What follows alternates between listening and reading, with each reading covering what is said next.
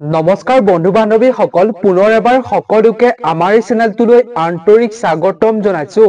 প্ৰিয় বন্ধু বান্ধৱী সকল আজিৰ এই ভিডিঅ'টোৰ জৰিয়তে আপোনালোকৰ লগত আলোচনা কৰিম আপোনালোকৰ লগত শ্বেয়াৰ কৰিম এগৰাকী বিবাহিত মহিলাই নিজৰ কি বস্তু আনক কেতিয়াও দিব নালাগে আজিৰ এই ভিডিঅ'টো এগৰাকী বিবাহিত মহিলাসকলৰ বাবে খুবেই ইনফৰমেটিভ হ'বলৈ গৈ আছে যদি আপুনি বিবাহবাসত আবদ্ধ হোৱা নাই যদি আপুনি বিবাহবাসত আবদ্ধ হৈছে তেতিয়া হলে আপোনাৰ বাবে খুবেই ভিডিঅ'টো ইনফৰমেটিভ হ'ব কাৰণ আপুনি যদি বিবাহবাসত আবদ্ধ হোৱা নাই তেন্তে আপুনি নিশ্চয় এদিন বিবাহবাসত আবদ্ধ হ'ব আপুনি যদি বিবাহবাসত আবদ্ধ হৈছে তেতিয়া হলে আপোনাৰ বাবেও এই ভিডিঅ'টো খুবেই ইনফৰমেটিভ হ'ব কাৰণ আপুনি বিবাহবাসত আবদ্ধ হৈছে আৰু যিসকল বিবাহবাসত আবদ্ধ হোৱা নাই তেওঁলোকো নিশ্চয় বিবাহবাসত এদিন আবদ্ধ হ'ব আজিৰ এই ভিডিঅ'টো যদি সকলোৱে এবাৰ চাই লয় তেতিয়া হলে তেওঁলোকৰ স্বামীৰ মংগল অৱশ্যেই হ'ব তেওঁলোকৰ স্বামীৰ কোনোদিনে ধন টকা পইচাৰ আৰু বিপদৰ সন্মুখীন হ'বলগীয়া নহ'ব সেইবাবে আপুনি আজিৰ এই ভিডিঅ'টো বিবাহৰ আগতে বা আপুনি বিবাহত আবদ্ধ হৈছে যদিও আপুনি চাই লোৱাটো জৰুৰী বিবাহত আবদ্ধ নহলেও আপুনি চাই লোৱাটো খুবেই জৰুৰী কাৰণ আপুনি এদিন এই সমস্যাৰ সন্মুখীন হ'ব লাগিব সেইবাবে আপুনি কোনকেইপদ বস্তু আপোনাৰ যিমান আপোন বা ঘৰৰ মানুহেই জোৰ কৰক বা আপোনাক খুজি বহুত জোৰ কৰক তথাপিও আপুনি এই কেইপদ বস্তু কেতিয়াও আপোনাৰ আনক নিদিব যদি আপুনি কিবা কাৰণত দিবলগীয়া হয় তেতিয়া আপুনি বজাৰৰ পৰা বা দোকানৰ পৰা আপুনি নতুনকৈ ক্ৰয় কৰি আনি এইকেইটা বস্তু আনক দিব কিন্তু প্ৰিয় বন্ধু বান্ধৱী সকল আপুনি মনত ৰাখিব আপুনি ব্যৱহাৰ কৰা আপোনাৰ ঘৰত থকা এই কেইপদ বস্তু আপুনি কেতিয়াও ভুলতো আনক নিদিব আনক দিয়াৰ পৰা আপুনি বিৰত থকাটোই আপোনাৰ বাবে আপোনাৰ ঘৰখনৰ বাবে আপোনাৰ স্বামীৰ বাবে অত্যন্ত মংগল গতিকে আহক আমি আজিৰ এই ভিডিঅ'টোৰ জৰিয়তে জানি লওঁ কোন কেইপদ বস্তু আনক দিব কেতিয়াও নালাগে বিবাহিত মহিলাসকলে আৰু অবিবাহিত মহিলাসকলে ভিডিঅ'টো আধৰুৱা নকৰিব তেওঁলোকৰ স্বামীসকলেও আজিৰ ভিডিঅ'টো চাই লোৱাটো জৰুৰী যদি তেওঁলোকৰ পত্নীৰ মোবাইল নাইবা এই ভিডিঅ'টো চাব নোৱাৰে তেতিয়া তেওঁলোকৰ স্বামীসকলে এই ভিডিঅ'টো যদি চাই আছে তেতিয়া হলে তেওঁলোকেও সম্পূৰ্ণকৈ চাই তেওঁলোকৰ পত্নীসকলক কোৱাটো জৰুৰী কাৰণ এই বস্তু কেইপদ দিলে ঘৰখনত থকা যি সুখ সমৃদ্ধি মা লক্ষ্মীৰ যি আশীৰ্বাদ থাকে সেই আশীৰ্বাদ চিৰজীৱনৰ কাৰণে ঘৰখনৰ পৰা গুচি যায় সুখ সমৃদ্ধি ঘৰখনৰ পৰা গুচি যায় সেইবাবে এই ভিডিঅ'টো বহুত ইনফৰমেটিভ আপোনাৰ বাবে গতিকে ভিডিঅ'টোৰ মাজলৈ আগবঢ়াৰ পূৰ্বে আপুনি আপোনাৰ আৰাধ্য পৰমেশ্বৰৰ নাম কমেন্ট সেকশনৰ জৰিয়তে স্মৰণ কৰি এই ভিডিঅ'টোত এটা লাইক কৰি এই ভিডিঅ'টোৰ কথাখিনি শেষলৈকে চাই থাকিব তেন্তে বলক আজিৰ এই ভিডিঅ'টোৰ আমি মূল বিষয়বস্তুলৈ আগবাঢ়ো প্ৰিয় দৰ্শক এখন ঘৰৰ এগৰাকী মহিলাক লক্ষ্মী ৰূপে জ্ঞান কৰা হয় এখন ঘৰৰ মহিলাসকলে এখন ঘৰক বিচাৰিলে উন্নতি কৰিব পাৰে আৰু যদিহে বিচাৰে সেইখন ঘৰক ধ্বংস কৰি দিব পাৰে এখন ঘৰৰ এগৰাকী মহিলাই নিজৰ স্বামীৰ আয়ুস বঢ়াবও পাৰে আৰু নিজৰ স্বামীৰ আয়ুস কমাবও পাৰে সেইবাবে মহিলাসকলৰ ওপৰতে ঘৰখনৰ সকলো দায়িত্ব নিৰ্ভৰ কৰা হয় মহিলাসকলক জন্মৰ পৰাই এইটো দায়িত্ব দিয়া হয় তেওঁলোকে পৰিয়ালটোৰ যাতে মান সন্মান বজাই ৰাখে তেওঁলোকে ঘৰখন যাতে ভালদৰে চোৱা চিতা কৰে মা লক্ষ্মীৰ ৰূপ বুলি ধৰা হয় মহিলাসকলক যদি ঘৰখনৰ মহিলাসকলে এনে বস্তু আনক দি দিয়ে তেতিয়া হলে তেওঁলোকৰ ঘৰত কেতিয়াও আই লক্ষ্মীয়ে বসতি নলব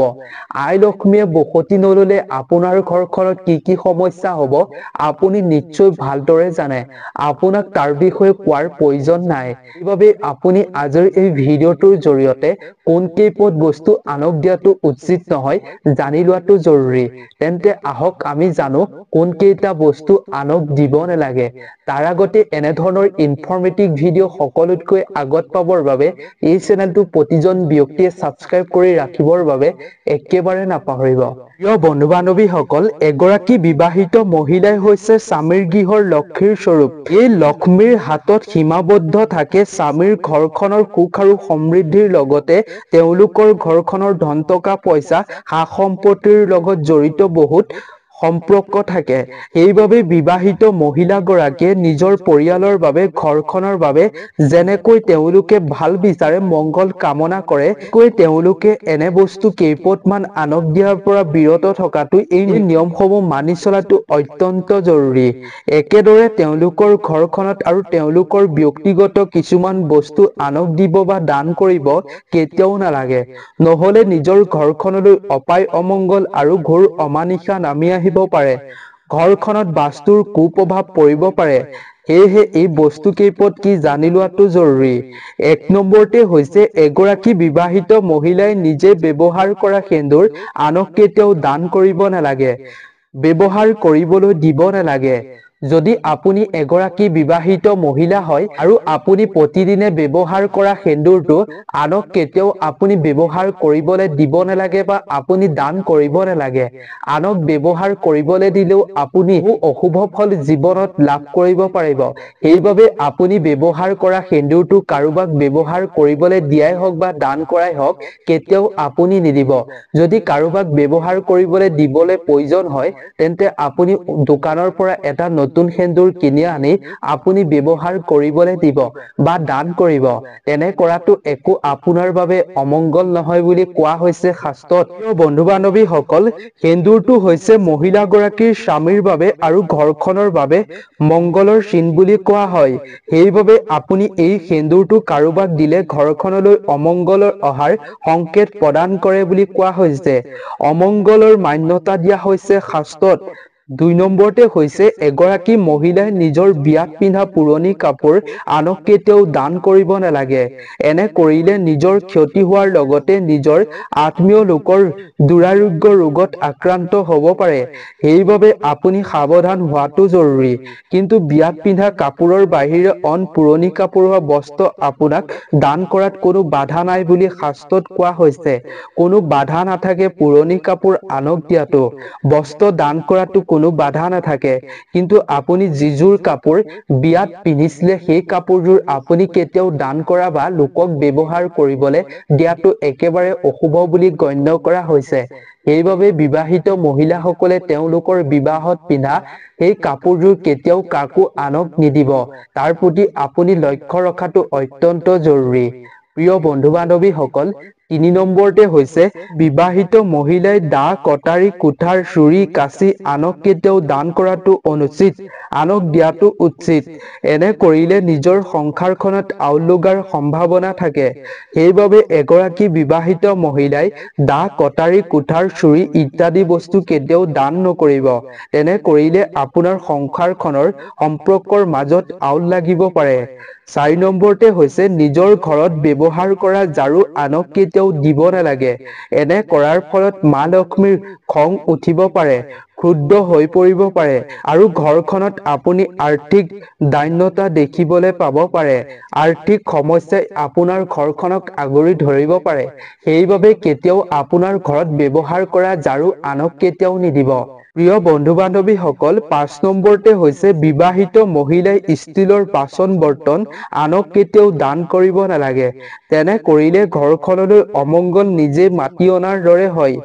অমংগল মাটি অনাৰ বাহিৰে একো হ'ব নোৱাৰে সেইবাবে বিবাহিত মহিলাসকলে ষ্টিলৰ বাচন বৰ্তন কেতিয়াও আনক দান নকৰিব প্ৰিয় দৰ্শক আজিৰ এই ভিডিঅ'টো ইমানেই আছিল আশা কৰো আপুনি ভিডিঅ'টো চাই ভাল পালে এই কেইপট বস্তু এগৰাকী মহিলাই অৰ্থাৎ বিবাহিত মহিলাই কেতিয়াও আনক দিয়াটো উচিত নহয় যদিহে আপুনি ভিডিঅ'টো চাই ভাল পালে তেন্তে আপুনি অৱশ্যই শ্বেয়াৰ কৰিব আপোনাৰ 10 জন বন্ধুবৰ্গৰ লগত যাতে তেওঁলোকেও জানিব পাৰে এইসমূহ কথা গতিকে আজিৰ ভিডিঅ'টো ইমানেই আছিল নতুন এটা ভিডিঅ' প্ৰস্তুত কৰি সকলোৰে মাজলৈ পুনৰ এবাৰ আহিম আজিলে সকলোৰে মাজৰে পৰা বিদায় লৈছো ধন্যবাদ